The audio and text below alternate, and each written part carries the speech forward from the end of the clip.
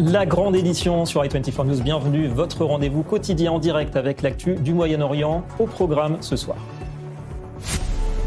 L'histoire retiendra que c'est à Davos qu'est né officiellement le Conseil de la paix, The Board of Peace, l'œuvre de Donald Trump, qui a donc dévoilé et fait signer tout à l'heure la charte fondatrice dans le cadre du Forum économique mondial.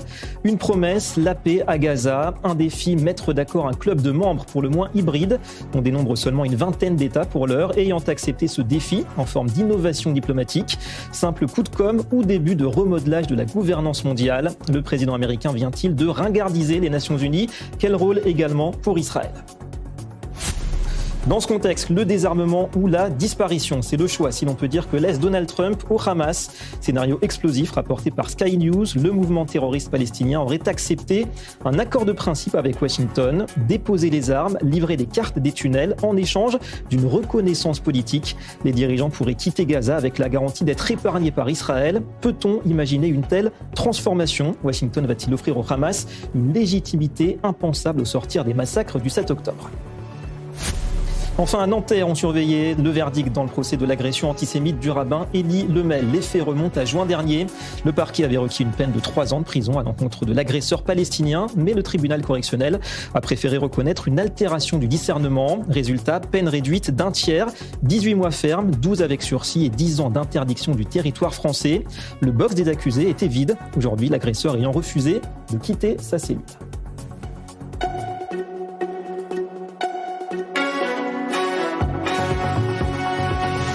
Voilà pour les titres. Bonsoir à tous. Donald Trump, tout sourire à Davos. Le président américain y a donc dévoilé tout à l'heure son Conseil de la paix, la nouvelle instance internationale censée veiller sous sa direction à la sécurité et à la stabilité dans la bande de Gaza, non sans arrière-pensée économique, on y reviendra tout à l'heure, mais l'essentiel aujourd'hui, c'était l'effet d'annonce, temps fort compilé par Mathieu Winding. À l'occasion d'une cérémonie à Davos, Donald Trump dévoile son Conseil pour la paix. Sans le nommer, le président des États-Unis et président de la nouvelle institution n'oublie pas le sergent-chef Ran Gvili, détenu à Gaza depuis 839 jours. J'ai clairement indiqué que le Hamas devait également restituer le dernier otage décédé afin de remplir ses obligations. Ensuite, nous passerons à d'autres questions et nous nous engageons à faire en sorte que Gaza soit démilitarisée, correctement gouvernée et magnifiquement reconstruite. Entre les louanges adressées au président Trump et les déclarations de principe, des mesures concrètes sont annoncées. Le chef du gouvernement technocratique palestinien envoie un message enregistré en arabe et en anglais. Dans un premier temps, je suis heureux d'annoncer que le point de passage de Rafah sera ouvert dans les deux sens la semaine prochaine. Après Steve Witkoff, Jared Kushner prend la parole et rentre dans les détails. Le conseiller principal à la Maison-Blanche présente son grand plan de développement de Gaza. Basé sur la sécurité, il doit apporter la prospérité à la bande côtière. Déjà décrite par certains comme une ONU bis, le Conseil pour la paix pourrait en fait travailler de concert avec les Nations Unies. Ce sera un excellent plan et c'est là que le Conseil de paix a vraiment commencé. Et je pense que nous pourrons nous étendre à d'autres domaines à mesure que nous réussirons à Gaza. Nous allons très bien réussir à Gaza. Ce sera formidable à voir et nous pourrons faire d'autres choses. Nous pourrons faire beaucoup d'autres choses. Une fois que ce Conseil sera complètement formé, nous pourrons faire à peu près tout ce que nous voulons et nous le ferons en collaboration avec les Nations Unies, vous comprenez ? J'ai toujours dit que les Nations Unies avaient un potentiel énorme, mais qu'elles ne l'utilisaient pas. Entouré par exemple du président arménien et du président azéri, les anciens ennemis que Donald Trump a mis à la table de négociation, le président du Conseil pour la paix évoque le futur de l'institution qui semble destiné à d'autres missions que la reconstruction de Gaza. Voilà, Paris sur un avenir on ne peut plus incertain à Gaza. Pour y voir plus clair, un expert, c'est Or Issachar. Bonsoir et merci à vous. Vous êtes directeur exécutif de l'Institut David de politique sécuritaire, IDSF, Abitron-Istim. On est face à une innovation diplomatique qui contourne quelque part les Nations Unies. Est-ce qu'au moins ça confirme d'abord que l'ONU est incapable de résoudre la question palestinienne? Trump est en train de ringardiser les Nations Unies, vous diriez?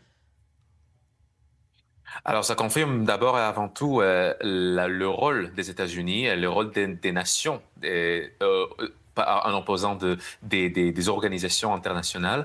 Et oui, Donald Trump ici fait fait en fait de leadership qui est rare aujourd'hui et que l'ONU n'a pas la capacité d'organiser.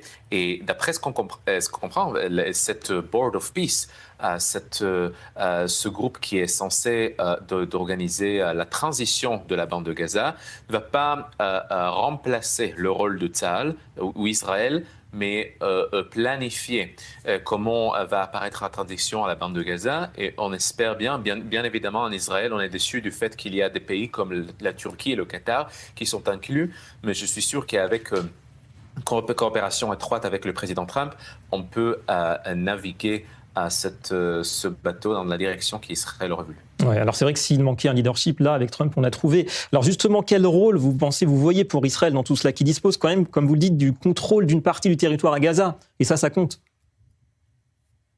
Oui, absolument. Alors, on ne sait exactement pas comment ça va apparaître, mais Israël, bien évidemment, est toujours sur le terrain à la bande de Gaza. Alors, est-ce que ce genre de Board of Peace va tenir un rôle un peu plus représentatif ou bien un conseil qui va déterminer, par exemple, qu'Israël n'a pas le droit de rester à la bande de Gaza? À mon avis, le mandat qu'Israël a eu, selon les conditions de l'accord de cessez-le-feu, sont claires. Israël a le droit de rester sur le terrain jusqu'au moment où le Hamas est démilitarisé et la bande de Gaza est démilitarisée. Alors, c'est dans les conditions de l'accord de cessez-le-feu. La grande question est, est-ce que le président Trump va coopérer avec Israël sur ce sens-là? Je vais deviner et dire que oui, mais on va encore voir comment ça va se passer. Voir la marge de manœuvre dont dispose effectivement Jérusalem. Un dernier mot, quand on observe la composition, encore une fois hybride, de ce Conseil, Israël, Turquie, Qatar, avec peut-être même la Russie de Poutine, est-ce que ça veut dire cacophonie assurée? Ce sera difficile de mettre tout le monde d'accord, en quelques mots? Alors, mettre tout le monde d'accord, c'est quasiment impossible avec un tel nombre d'acteurs qui sont variés, mais je suis sûr qu'Israël est pas du tout satisfait du fait que, comme je l'avais dit, des pays comme la Turquie et le Qatar sont présents dans ce board-là, mais ce conseil-là. Mais je suis sûr qu'avec la coopération avec le président Trump, on peut naviguer. C'est là, encore une fois, c'est un peu un problème. On n'est pas exactement sûr comment ça va se passer. Est-ce qu'on va passer des résolutions par vote ou bien par la décision du président seulement? Mais à voir. Ouais, un chef, Trump, et puis peut-être des figurants dans un premier temps. Donc ces pays, cette vingtaine de pays pour l'instant qui a rejoint ce Board of Peace. Merci beaucoup, Or Issachar, d'avoir répondu à nos questions ce soir. Alors, Donald Trump, partout ces temps-ci, est déterminé à révolutionner la diplomatie. Ce sera l'édito ce soir.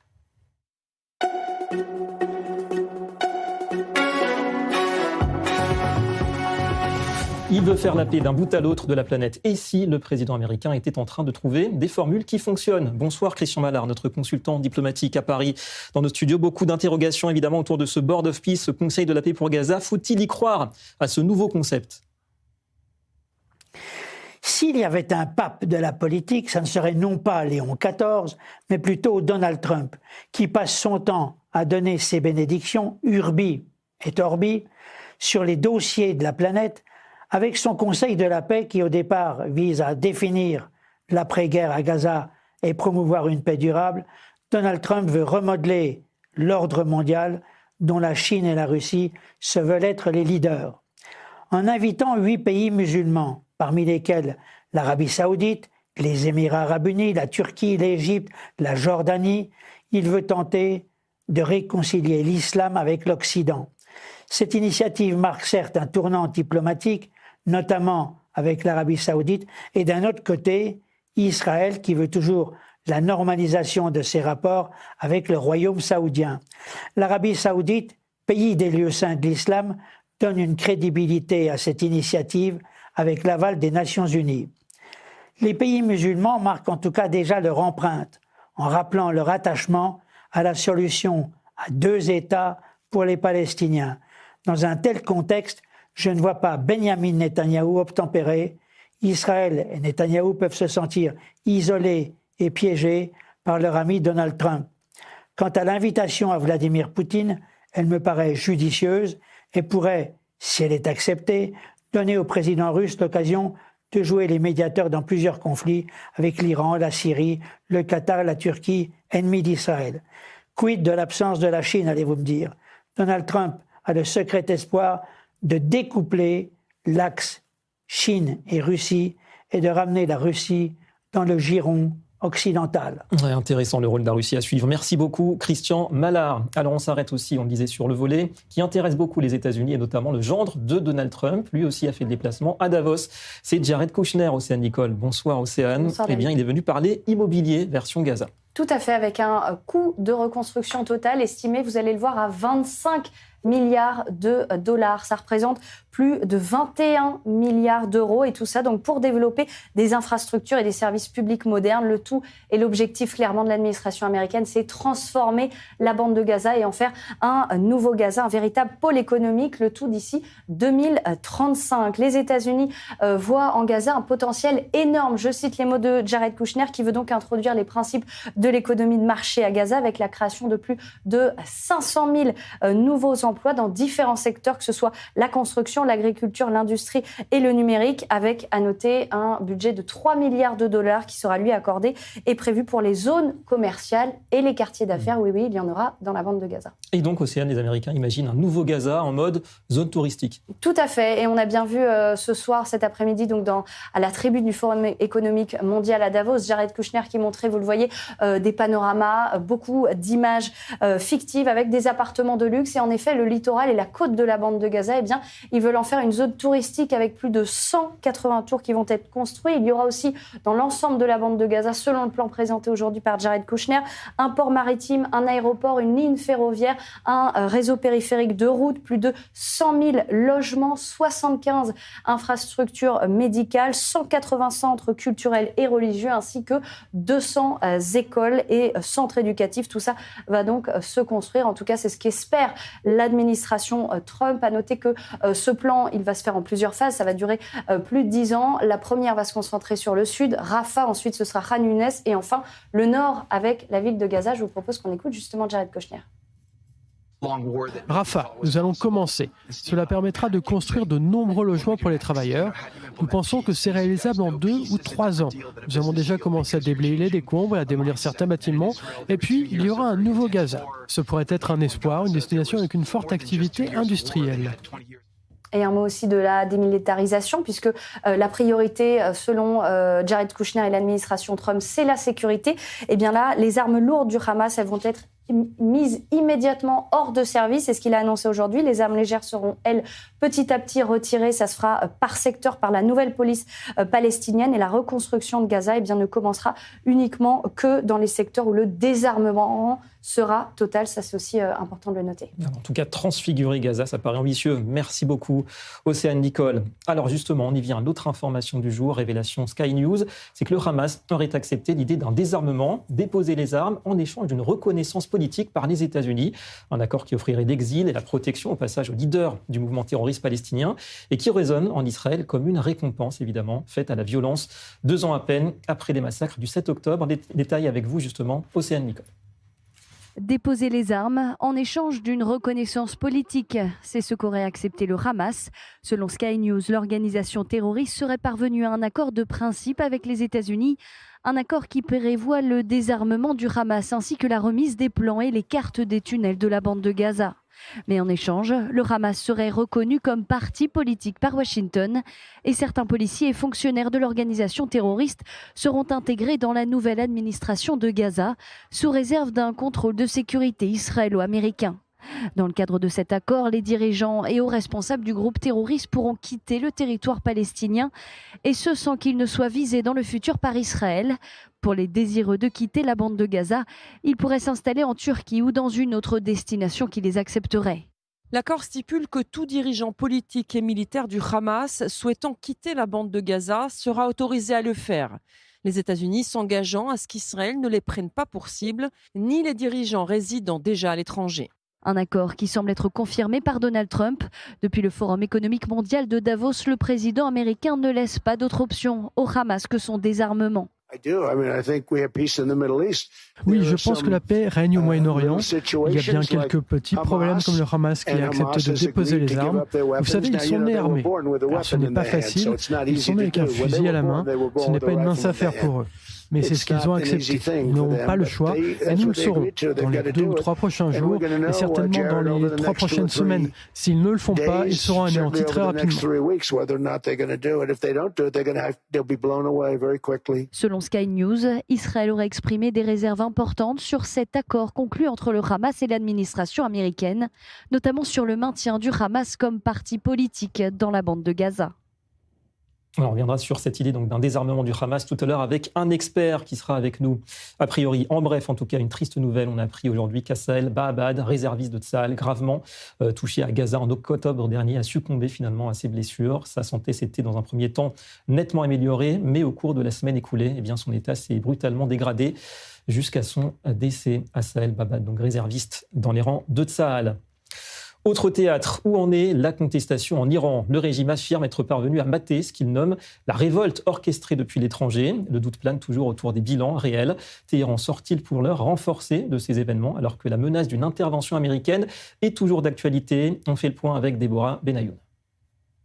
3000 morts, c'est le bilan officiel donné par le régime iranien suite aux manifestations qui secouent le pays depuis maintenant 3 semaines. Un chiffre très en dessous des estimations données par les opposants aux ayatollahs. L'ONU avance même l'éventualité de plus de 20 000 morts. Le procureur général iranien affirme que la sédition est désormais terminée. Difficile d'obtenir de réelles informations de l'intérieur compte tenu de la coupure d'Internet depuis maintenant 2 semaines. Mais les témoignages qui parviennent à sortir de l'Iran sont glaçants. À Davos, le président américain a abordé le sujet de l'Iran lors de la cérémonie d'inauguration du Conseil de paix, affirmant que Téhéran voulait discuter et qu'il y était prêt. Hier, Donald Trump a dit espérer qu'aucune autre action militaire ne sera nécessaire. Il y a une chose en particulier qui m'a vraiment choqué. Ils allaient pendre 837 personnes jeudi et je leur ai dit « Vous ne pouvez pas faire ça. Si vous faites ça, ça va mal tourner. » Je ne veux pas répéter exactement ce que j'ai dit, mais ça va être moche. Et ils ont annulé, espérons-le définitivement. Il a aussi remis sur la table le dossier nucléaire iranien, estimant que Téhéran devait renoncer sans ambiguïté à toute ambition de se doter de l'arme atomique et a mis en garde le régime des mollahs. Sur le terrain dans la région, les États-Unis continuent d'apporter du matériel. Au moins 10 avions ravitailleurs américains KC-135 ont décollé ces dernières heures de différentes bases avant d'être déployés à travers le Moyen-Orient. Des vols d'avions transportant de l'équipement militaire ont également été effectués ces 2 derniers jours dans des zones liées au Moyen-Orient. Bien que le président américain ait assuré qu'il s'agissait avant tout d'un message dissuasif, beaucoup le perçoivent davantage comme un signal de préparation militaire. Côté israélien, on reste en état d'alerte maximale. Les autorités militaires et politiques ont multiplié les déclarations en ce sens ces derniers jours pour souligner le niveau de préparation de l'armée. Alors voilà, Donald Trump qui a donc évoqué l'Iran justement aujourd'hui à Davos. On rejoint à Washington notre correspondant. Bonjour Antoine Delard. Antoine, le chef de la Maison-Blanche parle donc dialogue avec Téhéran. Expliquez-nous. Oui, dans son discours tout à l'heure, pour le lancement de son Conseil de la paix, Donald Trump a évoqué l'Iran, assez brièvement d'ailleurs. Il a rappelé d'abord les bombardements américains sur les sites nucléaires iraniens de juin dernier. Et puis, il indique que le régime iranien, désormais, souhaite discussion, on l'imagine, donc autour de la question du nucléaire. Et Donald Trump se dit disposé à mener ces négociations. Alors la perspective de discussion et d'un possible accord, c'est peut-être aussi pour Donald Trump une façon de justifier le fait qu'il s'est entre guillemets dégonflé la semaine dernière, alors qu'il avait promis de l'aide aux manifestants iraniens, alors qu'il était très menaçant envers le régime et alors qu'on s'attendait à une intervention armée des États-Unis, à des frappes à minima. Donald Trump finalement, vous le savez, a reculé. On sait qu'il y a eu des pressions en coulisses, notamment Israël ou les pays arabes. On sait qu'il y avait aussi des dissensions au sein de l'administration sur l'opportunité de mener de telles frappes. Tout cela fait que Donald Trump, donc pour le moment, semble écarter l'option militaire, tout en maintenant une pression sur le régime iranien, pression qui dans sa tête sera utile pour mener ces négociations et obtenir un résultat favorable, puisque un porte-avions américain est en route pour le Moyen-Orient, l'Abraham Lincoln, qui était stationné en mer de Chine et qui devrait arriver dans le golfe Persique d'ici quelques jours. Ouais. Important également, Antoine, un mot sur le Groenland, puisque c'est l'autre dossier du moment. Accord conclu visiblement entre Trump et les Européens. Oui, écoutez, les contours de cet accord sont encore assez flous, mais entre les lignes, on comprend que les Américains vont pouvoir accroître leur capacité militaire au Groenland et plus généralement dans la région arctique. Ils vont pouvoir notamment installer davantage de bases au Groenland, des bases qui pourront servir à déployer le Golden Dome, ce fameux super bouclier antimissile voulu par le président Trump. Par ailleurs, les États-Unis pourraient obtenir une sorte de droit de regard sur les ressources minières du Groenland, et ce afin d'éviter que la Russie ou la Chine ne les exploite. La Maison-Blanche, sans rentrer dans les détails, salue en tout cas des avancées qui vont permettre aux États-Unis d'atteindre tous leurs objectifs. La Maison-Blanche qui salue également les talents de super négociateurs de Donald Trump. La réalité, c'est que tout cela ressemble quand même beaucoup à une porte de sortie, alors que le président américain s'est retrouvé face à un mur, face à la détermination des Européens qui ne voulaient pas transiger sur la souveraineté du Groenland, face aussi à la dégringolade de Wall Street ces derniers jours. Et ça, c'est un élément également très important pour Donald Trump. Au final, Trump a dû reculer, il faut bien le dire, et cet accord finalement lui permet de ne pas perdre la face. Ça lui permet de laisser entendre que finalement l'escalade des derniers jours n'était qu'une sorte de bluff pour mettre un coup de pression sur ses partenaires européens et les forcer à négocier, les forcer à faire des concessions. La pression qui fonctionne apparemment. Merci beaucoup Antoine Lard, à la Maison-Blanche à Washington. Alors sur le Groenland, serait-ce le compromis qui arrange tout le monde? 3 questions ce soir pour un expert.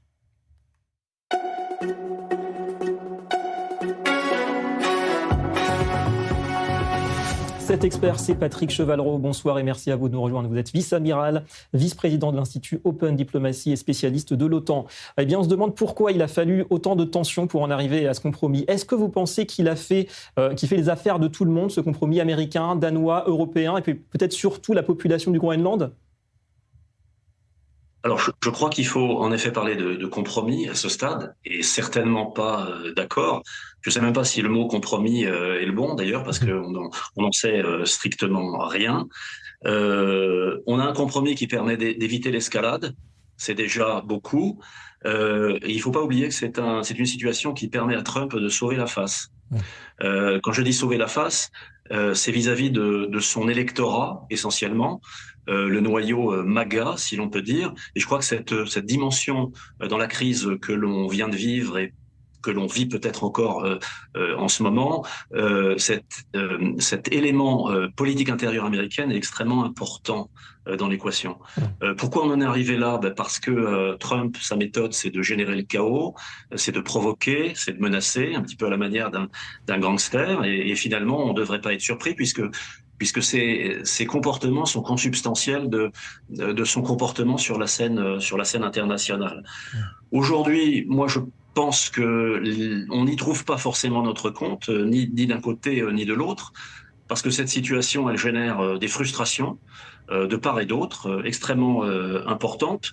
Les Groenlandais ne sont pas nécessairement rassurés, et surtout, on a une alliance atlantique, mais on y viendra peut-être, qui est politiquement en lambeaux. Alors voilà, c'est ça. Compromis, évidemment, ça veut dire frustration, peut-être des deux côtés. Mais vous pensez que cet accord, quand même, il éloigne les Russes et les Chinois du Groenland, comme le souhaitait quand même Donald Trump, c'est l'un de ses objectifs? Alors, je crois que cette menace, entre guillemets, russe et chinoise sur le Groenland était un prétexte pour Donald Trump. D'abord, la menace russe et chinoise sur le Groenland, elle n'existe pas. En tout cas, elle n'existe pas aujourd'hui et elle n'existe vraisemblablement pas à court terme. Les Russes et les Chinois ont d'autres priorités dans la zone arctique que de s'occuper de la masse terrestre du Groenland. Ces priorités, elles s'appellent en particulier la route maritime du Nord-Est, qui, avec la fonte des glaces le long des côtes russes, intéresse évidemment la puissance commerciale chinoise, puisque cette route va raccourcir à terme le temps de parcours des navires commerciaux entre l'océan Pacifique et l'Europe. Et cette route ne passe pas par le Groenland, ni de près ni de loin. Et puis, la zone arctique a toujours été une zone de déploiement pour les grandes puissances militaires, et en particulier pour leur marine. Donc, la seule puissance militaire aujourd'hui qui est en place au Groenland, ce sont les États-Unis, avec leur base d'alerte avancée de Pituffik, sur laquelle d'ailleurs j'ai eu la chance de me rendre à deux reprises. Donc je ne crois pas aujourd'hui qu'il y ait une menace militaire russe et chinoise sur le Groenland. Et à court terme non plus. Ouais, effectivement. En quelques mots, pour conclure, peut-être sur une note positive, est-ce que vous pensez que l'OTAN est plus ou moins sauvée, préservée? C'était quoi d'ailleurs les autres scénarios? Jusqu'où auraient pu dégénérer ces tensions, vous pensez? Évidemment, il y avait un scénario catastrophe, encore plus inquiétant que la situation dans laquelle nous nous trouvons aujourd'hui, avec cet arrêt de l'escalade. Le scénario catastrophe, c'eût été une action de force des États-Unis sur la capitale du Groenland, par exemple, sur Nuuk, et sur le gouvernement de ce territoire semi-autonome. Bon, il faut pas oublier que l'OTAN, c'est une organisation politico-militaire. C'est pas une organisation économique, c'est pas une organisation juridique, c'est pas une organisation diplomatique. Donc l'OTAN a une jambe politique, a une jambe militaire. La jambe militaire est tout à fait crédible, avec des états-majors, des forces entraînées, des capacités de réaction. Et puis, il y a un bras politique qui actionne ce bras militaire. Et ce bras politique, aujourd'hui, il est en voie d'autodestruction sous les coups de boutoir du président américain. Donc, on en est là. S'agissant de l'Alliance Atlantique, c'est regrettable parce que c'est une organisation qui a peu d'équivalent dans le monde et qui contribue à la sécurité de l'espace euro-atlantique. Ouais, et qui a été nettement secoué ces derniers temps par Donald Trump. Merci beaucoup à vous, Patrick Chevalleroux, pour cette analyse ce soir en 3 questions dans la grande édition.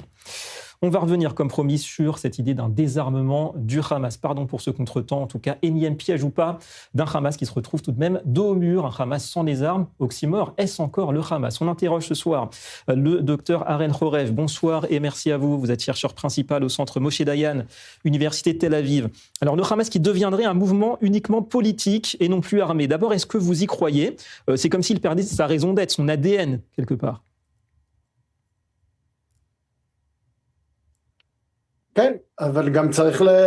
Oui, mais il faut savoir s'il va véritablement se transformer en mouvement politique. Pour l'instant, il parle encore de conserver beaucoup d'armes. Il ne parle même pas d'un accord sur le désarmement, mais c'est un accord sur l'armement. Ils veulent garder tous les milliers de fusils dont ils disposent. Cela leur a suffi d'ailleurs en 2007 pour prendre le contrôle de la bande de Gaza. Ils veulent garder les RPG, ils veulent garder aussi des roquettes Yassine, et parallèlement, ils veulent qu'Israël se retire et que les milices pro-israéliennes, elles, déposent les armes. Cela ne ressemble pas du tout à une transformation en mouvement politique. Pas du tout du point de vue d'Israël, mais ça nous donnerait un Hamas qui gagnerait quelque part, c'est la contrepartie, une reconnaissance politique. En résultat, quelque part, ce serait la conséquence aussi des massacres qu'il a perpétrés. Est-ce que vous pensez que ce serait une récompense majeure? Et d'ailleurs, est-ce que l'administration de Trump peut accorder cette légitimité au Hamas?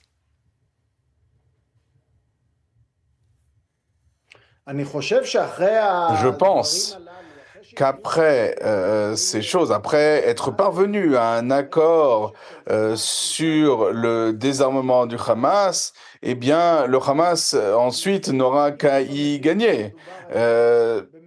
Si le prix à payer pour lui, c'est un prix qui n'est pas suffisant pour nous, mais qui est suffisant pour eux, eh bien, il pourra se reconstruire, reprendre le contrôle, la gestion de la bande de Gaza, se présenter comme un parti politique légitime et se reconstruire.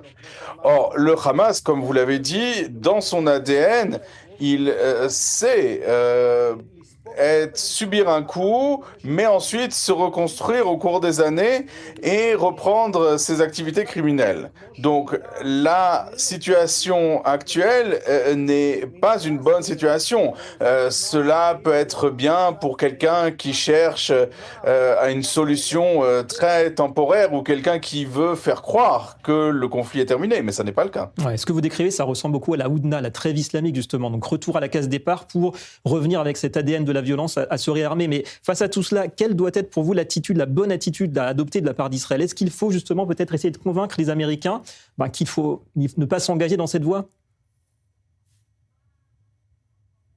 Je pense que oui. Je pense que les Américains ont tendance à faire preuve de naïveté, surtout Steve Witkoff, en tout cas ce que j'entends dire de lui, et qu'il devient trop proche que de gens comme Khalil El-Khil, il ne comprend pas forcément que c'est un ennemi monstrueux. C'est quelque chose qui est inacceptable. Aucune arme, même légère, comme ces mitrailleuses, comme ces Kalachnikov, rien ne peut rester entre les mains du Hamas. Le Hamas doit être démantelé et la bande de Gaza doit être complètement démilitarisée, et c'est la condition sine qua non pour entrer sur la voie de la paix, pour commencer la déradicalisation, la destruction des tunnels. Alors, le Hamas dit qu'ils vont fournir les plans des tunnels. J'ai du mal à croire qu'ils vont révéler tous les secrets des tunnels. Donc, la ligne que doit adopter Israël doit être très claire. Tout ce qui n'est pas le désarmement complet du Hamas n'est pas un désarmement de la bande de Gaza, et cela nous garantira d'autres cycles de violence comme on en a vu avant le 7 octobre. Ouais, aucune confiance vis-à-vis d'un groupe qui a juré la perte d'Israël avec cette charte qui est toujours d'actualité du Hamas. Merci beaucoup à vous, docteur Ariel Chorev, d'avoir été avec nous ce soir en direct. Allez, la petite dose maintenant de politique israélienne, c'est le parti pris de cette édition.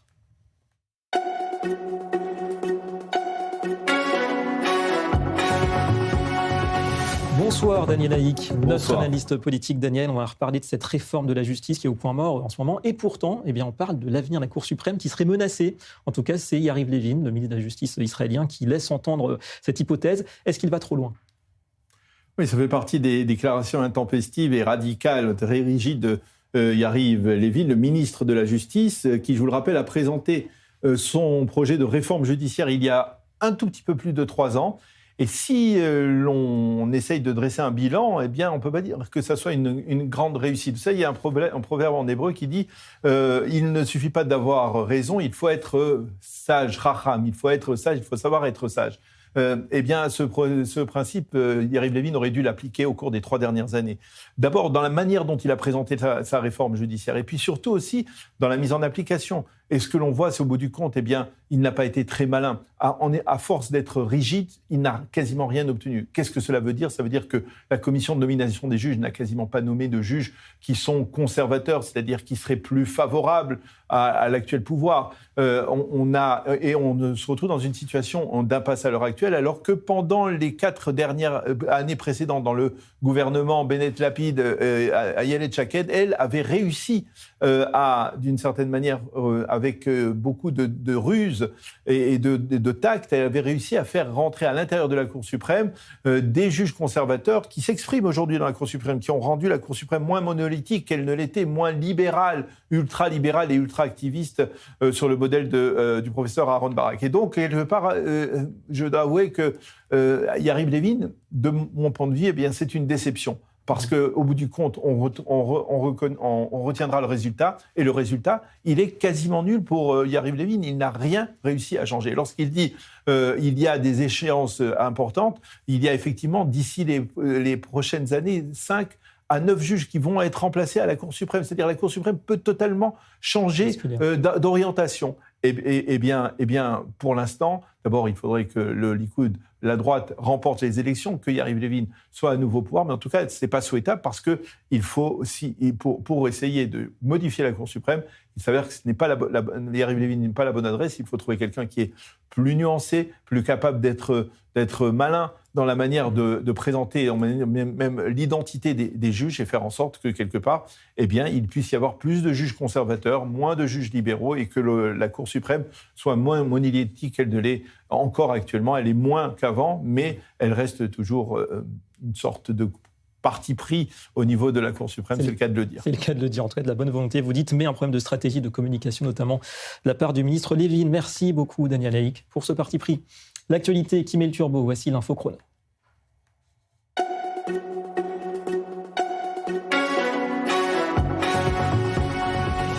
Vigilance en Israël sur chacune des frontières. Tsahal a repéré et intercepté hier soir un drone qui avait franchi la frontière Est.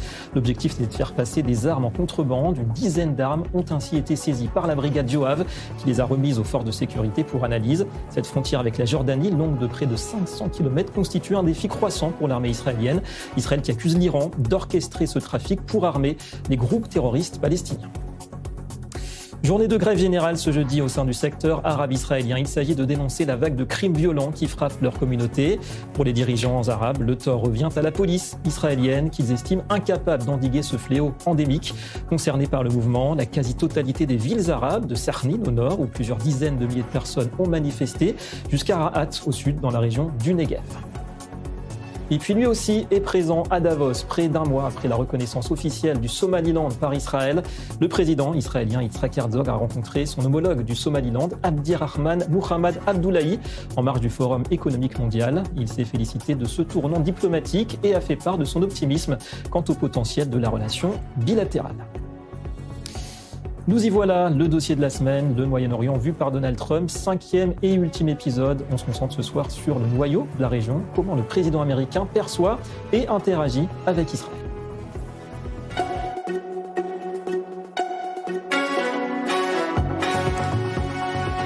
Si les Clinton, Obama, Biden ou même Bush, père et fils, ont tenté d'afficher en leur temps un certain équilibre vis-à-vis du conflit israélo-palestinien, avec Donald Trump, le parti pris est clair, il est assumé. Washington doit se tenir aux côtés d'Israël, qu'importe qu'en diront les autres acteurs de la région. Ambassade à Jérusalem, reconnaissance du Golan, intervention en Iran. Comment ce positionnement sans concession bouscule l'ensemble du Moyen-Orient? Quelques éléments avec Shani Guidaya. Dès son premier mandat, Donald Trump avait déjà rompu avec des décennies de prudence diplomatique. En reconnaissant Jérusalem comme capitale d'Israël en 2017, en transférant l'ambassade américaine l'année suivante, puis en validant la souveraineté israélienne sur le Golan en 2019, il avait mis fin à la neutralité américaine officielle. Aujourd'hui, cette ligne devient non seulement une continuité, mais un socle. Pour Trump, Israël n'est pas un partenaire parmi d'autres, c'est le pilier régional face à l'Iran. La puissance militaire la plus fiable, technologiquement dominante et politiquement stable dans une zone fragmentée. Dans sa lecture du monde, l'État hébreu est à la fois un rempart stratégique, un allié idéologique et un atout électoral intérieur, notamment auprès des évangéliques et de l'aile conservatrice américaine. Sur le plan militaire et stratégique, l'administration Trump a fait tomber de nombreuses barrières. Pas d'entrave au développement des implantations dans les territoires, gèle les financements à l'UNRWA et une posture ferme contre l'Iran. La relation personnelle avec Benyamin Netanyahou joue un rôle clé. Elle repose sur une vision commune. Souveraineté nationale, primauté de la sécurité, méfiance envers l'ONU, rejet des pressions morales internationales. Là où Obama parlait de gestion du conflit, Trump parle de rapport de force. Là où Biden tentait de rééquilibrer, Trump assume l'asymétrie. Dans ce second mandat, Israël est aussi un levier diplomatique. Comme lors des accords d'Abraham, Trump voit Jérusalem comme la clé pour remodeler l'architecture régionale. Rapprochement avec l'Arabie saoudite, front commun face à l'Iran, maîtrise du Hezbollah, mais aussi pression maximale sur une autorité palestinienne jugée corrompue et désormais marginalisée dans les processus politiques. Mais cette alliance, si elle est qualifiée d'inconditionnelle, n'est pas exempte de tensions. La gestion de Gaza, le risque d'embrasement au Liban, la relation avec la Turquie ou les équilibres avec les monarchies du Golfe posent une question centrale. Jusqu'où Trump suivra-t-il Israël, même au prix d'une déstabilisation régionale plus large? Comparé au président démocrate, la différence est nette. Moins de conditionnalité, moins de référence au droit international, plus de personnalisation, plus de rapports de force, plus d'alignement idéologique. Pour Donald Trump, Israël n'est pas seulement un allié fiable, c'est une caisse maîtresse de sa vision de l'ordre mondial. Un îlot de puissance dans un Moyen-Orient qu'il conçoit non pas comme un espace à pacifier, mais comme un champ de compétition stratégique où seuls les acteurs forts comptent. Et on va s'arrêter un instant sur ce binôme si unique dans l'histoire de la relation bilatérale, le duo Trump-Bibi. Bonsoir Mathieu Winding. Mathieu, anecdote qui illustre peut-être la qualité de cette relation, un cadeau pas comme les autres, racontez-nous. Oui, David, l'un des épisodes les plus insolites de la relation entre Benjamin Netanyahou et Donald Trump ne concerne ni la politique ni les discours officiels. C'est un cadeau symbolique que le Premier ministre israélien a fait au président américain lors d'une visite à Washington en février 2025. Au cours de cette rencontre diplomatique, Benjamin Netanyahou a présenté à Donald Trump un pager doré monté sur un socle en bois avec une plaque gravée le décrivant comme notre plus grand ami et notre plus grand allié. Ce cadeau faisait référence à une opération israélienne sophistiquée menée en septembre 2024 lorsque des milliers de pagers et talkie-walkie appartenant à des membres du Hezbollah ont soudainement explosé, marquant une percée majeure pour les services de renseignement extérieurs israéliens et une victoire symbolique contre l'organisation chiite soutenue par l'Iran. Donald Trump, visiblement amusé et flatté par le cadeau, aurait répondu « c'était une grande opération ». En retour, il a offert à Benjamin Netanyahou une photo dédicacée des deux hommes avec un message personnel.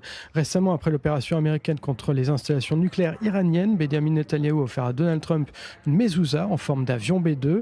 Ces gestes sont remarquables parce qu'ils montrent une alliance où les gestes personnels deviennent des marqueurs de soutien politique et stratégique, dépassant la simple étiquette protocolaire pour entrer dans une dynamique presque fraternelle, cimentée par des événements militaires et des récits partagés sur la sécurité nationale. Donald Trump saura exprimer toute sa gratitude quelques mois plus tard en vantant les mérites de Benjamin Netanyahou dans son discours à la Knesset, puis en demandant au président Herzog de gracier le Premier ministre israélien. Voilà, échange de bons procédés entre les deux amis. Merci beaucoup Mathieu Winding. Alors cette asymétrie, ce curseur américain qui penche nettement côté israélien sous Donald Trump, Israël est-il pour autant à l'abri d'une mauvaise surprise?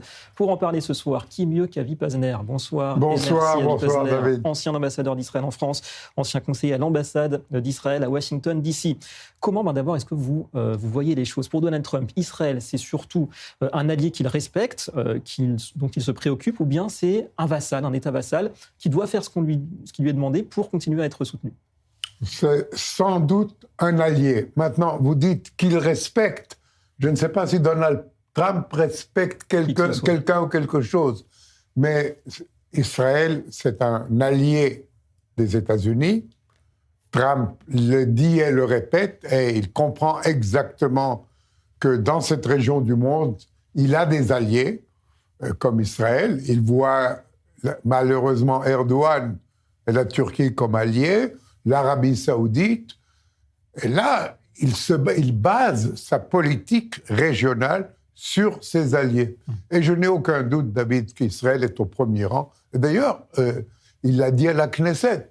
Nous sommes non seulement alliés, mais nous avons combattu ensemble contre l'Iran. Donc, c'est là. Mais ceci dit, David, avec Donald Trump, vous ne savez jamais où vous êtes. Regardez, par exemple, sa politique dernièrement sur le Groenland. Il y a 3 jours, tout le monde pensait qu'il voulait la prendre par force. Il est venu à Davos, il a fait la paix avec l'OTAN. Donc, avec Donald Trump, vous devez être toujours sur vos gardes et faire attention de ne pas le froisser. Alors justement, vous le dites, il est imprévisible, Donald Trump. Est-ce qu'on peut imaginer un jour un coup de colère face à Israël? Est-ce que c'est possible ou bien il y a un côté un petit peu à part dans sa tête pour Israël? Oui, c'est possible. C'est possible. Il y a déjà eu, David, il y a déjà eu un coup de colère. Vous vous rappelez le dernier jour de la guerre contre l'Iran, lorsqu'il y a eu le cessez-le-feu et que nous avons envoyé notre aviation pour bombarder une dernière fois Téhéran parce qu'ils avaient envoyé un missile, il a pris le téléphone et il a crié sur Netanyahou publiquement. Il l'a fait publiquement. Donc oui, il peut y avoir des incidents. C'est presque certain qu'il y aura des incidents avec Donald Trump. Mais je crois que Netanyahou passait en maître comment se comporter avec ce président américain tellement imprévisible. Et jusqu'à maintenant, je crois qu'il l'a fait avec beaucoup de succès, car les relations entre les États-Unis et Israël sont très bonnes. Nous sommes alliés, pas vassaux, alliés. J'espère que cela continuera. Alors c'est ça, on est un niveau expert pour ménager l'ego de Donald Trump. En tant qu'ambassadeur, vous connaissez très bien l'importance de la relation personnelle. Comment est-ce que vous la situez? Elle est assez unique dans l'histoire quand même, cette relation entre Trump et Netanyahou. Est-ce que ça aurait été différent si ça avait été un autre Premier ministre israélien aux commandes? C'est une question à laquelle il est très difficile de répondre. Si c'est un autre Premier ministre israélien qui aurait compris et connu Donald Trump comme Netanyahou, ça aurait été la même chose. Ça va bien au-delà du personnel. Chez Donald Trump, premièrement, il ne faut pas aller contre ses désirs. Ça, c'est la première chose. Vous pouvez essayer de contourner, vous pouvez essayer de le persuader. Par exemple, on sait que Netanyahou et Trump ont parlé au téléphone 3 fois ces derniers jours. Certainement, ils avaient beaucoup à se dire. On ne sait pas sur quel sujet. Donc, il faut savoir manager Trump. Un autre Premier ministre, peut-être, aurait pu le faire aussi. Effectivement. Un mot aussi rapidement, parce que c'était peut-être ça la rupture aussi historique avec ses prédécesseurs, Donald Trump. C'est en 2017, quand il reconnaît officiellement Jérusalem comme capitale. 2018, l'ambassade s'installe à Jérusalem. Vous pensez que ça restera la pierre angulaire, justement, fondatrice de cette relation C'est là la preuve de sa relation particulière avec Israël. Il a fait une chose qu'aucun président américain n'a fait. Avant, personne ne l'a fait. Et vous voyez qu'aujourd'hui, il y a déjà 8 ou 9 pays qui, après les États-Unis, ont transféré leur ambassade à Jérusalem. C'est là une chose historique qu'il a fait, une décision historique qui va tout à son crédit comme ami et allié d'Israël.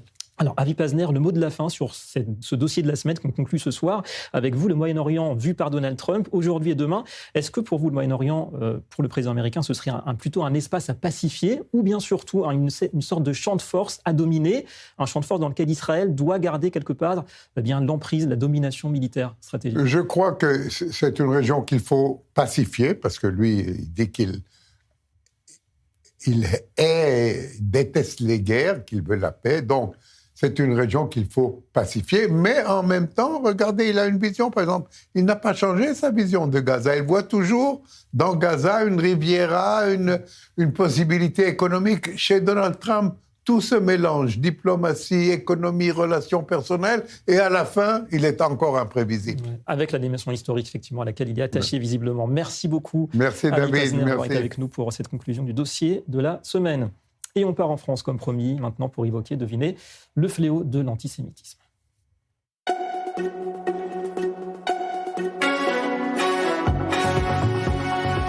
6 juin 2025, souvenez-vous, alors qu'il est assis à la terrasse d'un café à Neuilly-sur-Seine, le rabbin Elie Lemel est violemment agressé par un Palestinien. La comparution était prévue ce jeudi devant le tribunal correctionnel de Nanterre. Allons retrouver Anna Papiashvili qui est dans nos studios parisiens. Bonsoir Anna. Le parquet avait retenu la circonstance aggravante d'antisémitisme, mais le prévenu a refusé de sortir de sa cellule. Que s'est-il passé aujourd'hui au final ? Bonsoir, oui, ce ressortissant palestinien a été condamné à 30 mois de prison, dont 12 avec sursis. Cette peine est par ailleurs assortie d'une interdiction du territoire français pendant 10 ans. Il a également été condamné à verser 3 000 € de dommages et intérêts au rabbin Elie Lemel et 1 000 € à l'organisation juive européenne, OJE, également partie civile. Mais ce jeudi, le box des accusés était vide. Muat J, 28 ans, a refusé de quitter la maison d'arrêt de Nanterre où il a été placé en détention provisoire. De son côté, le procureur a déclaré qu'il s'agit d'une agression antisémite. Il a qualifié les faits d'extrêmement graves et spécialement inadmissibles. Ces faits, justement, remontent au 6 juin 2025. Ce jour-là, Mouat J a porté un coup à l'aide d'une chaise au visage du rabbin Elie Lemel qui était installé à la terrasse d'un café à Neuilly-sur-Seine. Cette agression lui a valu 4 jours d'incapacité de travail. Le rabbin Lemel a souligné aujourd'hui de son côté que ce qui est important dans ce procès, c'est qu'il y ait une dimension pédagogique. Il a expliqué aussi avoir déjà été agressé quelques jours auparavant à Deauville par un autre homme. En tout cas, devant les enquêteurs, le prévenu avait évoqué des voix pour expliquer son comportement et affirmer ne pas avoir prémédité son geste. Pendant l'enquête, il a fait l'objet de 2 expertises psychiatriques qui sont d'une contradiction frontale. Ça, c'est les mots du président du tribunal. Et la seconde a été jugée beaucoup plus approfondie par le parquet et a rejeté donc l'hypothèse d'une abolition ou même d'une altération de son discernement sans écarter l'existence d'un trouble psychique. Ce jeudi, le président a rappelé que Muat J avait déjà agressé aussi à coups de chaise un gérant d'un restaurant en Allemagne quelques jours avant l'agression de Neuilly-sur-Seine. En tout cas, de son côté, l'avocat du prévenu a expliqué que la place de son client était dans un hôpital psychiatrique. Merci beaucoup Anna Papiashvili depuis Paris et nos studios. On revient en Israël pour découvrir une nouvelle unité très spéciale de l'armée israélienne. C'est notre reportage.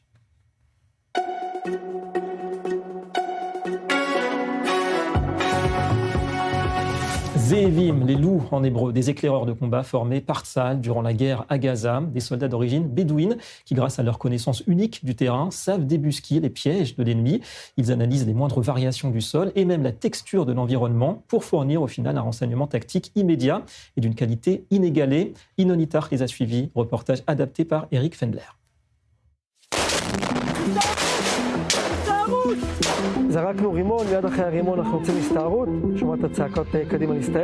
Juillet 2024, au plus fort des combats à Shoujaïa, une force de parachutistes. Les combattants essuient un tir de missile anti-char et passent à l'attaque dans l'un des quartiers les plus denses de la bande de Gaza. Une cellule de terroristes à quelques mètres d'eux s'enfuit à pied. בנקודה הזאת אני פעם ראשונה שומע שני מחבלים, אנחנו 4 לוחמים לבד, אין איתנו לא מ"פ, לא קצין, לא כלום, אנחנו נסוגים אחורה, מכניסים רחפן, רואים פה את הסימני דם, זה חלק מההסתכלות רגע על שדה לחימה. Les images que nous rapportons ici sont incroyables. 4 combattants poursuivent les terroristes entre les cours des maisons, les cordes à linge, tirent, lancent des grenades et tentent en même temps de comprendre vers où ils se sont enfuis. אנחנו יוצאים להסתערות חוזרת, אחרי שאנחנו מחשפים את הגדר ויורים עוד כמה טילים, ומכניסים עוד פעם את הרחפן, אנחנו מזהים שאחד המחבלים נפגע, והמחבל השני שיחק אותה ישן או פצוע, והנה הוא שוב מבצע אש. אנחנו לא לוקחים סיכון, גם מחבל פצוע קשה יכול עוד להרוג, אנחנו מגיעים, מנטרלים אותם. À cette petite force qui est maintenant déterminée à charger en avant pour éliminer les terroristes, s'est joint Zeev, un pisteur de combat qui progresse en tête de la force, prise sous le feu ennemi. Zeev cherche des signes indiquant des charges explosives, des puits et l'endroit où les terroristes pourraient s'enfuir. La décision de l'un des premiers loups à Gaza, qui a reçu ses ordres en plein combat, a probablement sauvé de nombreuses vies, de nombreux combattants. זה אירוע שהתחיל באירוע גששותי, זאת אומרת, לתת בסוף מודיעין טקטי לאותו מ"פ בהקשר הזה, ולהגיד לו, פה עבר מחבל ב-80%, 90%, פה לא עבר בכלל, ביממה האחרונה, זה נותן לו אינדיקציה. בהתקלות הזו, מה היה קורה אם יחידת הזאבים לא הייתה חלק מהכוח? אני חושב שהמפקד עצמו היה קצת חסר אונים, מכיוון שהצד המגן, המחבלים, היתרון אצלם, הם מכירים את השטח, את השכונות, את החצרות. כשאנחנו מגיעים עם יכולת הזיהוי של הקרקע, אנחנו מוסיפים לעצמנו ערך יתרון מאוד גדול, שנותן למפקד ודאות לקראת התקפה. Cette opération réussie est l'une des premières fois où l'armée a accepté d'intégrer ses pisteurs au combat. L'unité des loups, créée pendant la dernière guerre, a effectué son entraînement de formation à Gaza. הדרישה באה מהסמוק של האוגדה שלי, הוא הרים לי טלפון, הוא אומר לי, תשמע, הייתי ביחידה כזאת וכזאת, ושאלו אם יש לנו. הוא אומר לי, תוך כמה זמן אתה יכול להרים את זה?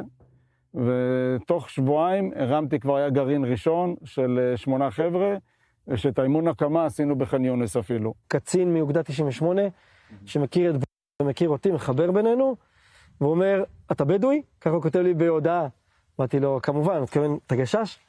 אז אמר, מקימים עכשיו יחידה חדשה לאוגדה, לאתר מחבלים ומטענים, בוא. אחרי שאני זורע הרבה ככה זרעים בכל מיני נקודות, הדבר הזה פורח. ולאט לאט, שהתחלנו להבין את החסך, את החוסר הבנה של השטח, אז אנחנו התחלנו להיכנס לריק הזה יותר ויותר. Durant les longs mois de combat, des combattants ont été tués chaque semaine par des charges explosives et des cellules de terroristes qui tendaient des embuscades.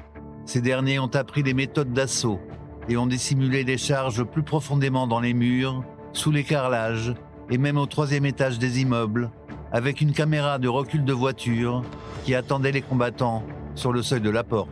Les soldats aussi ont appris. Ils partaient au combat, connaissant les signes indicateurs pour les aider à éviter les dangers.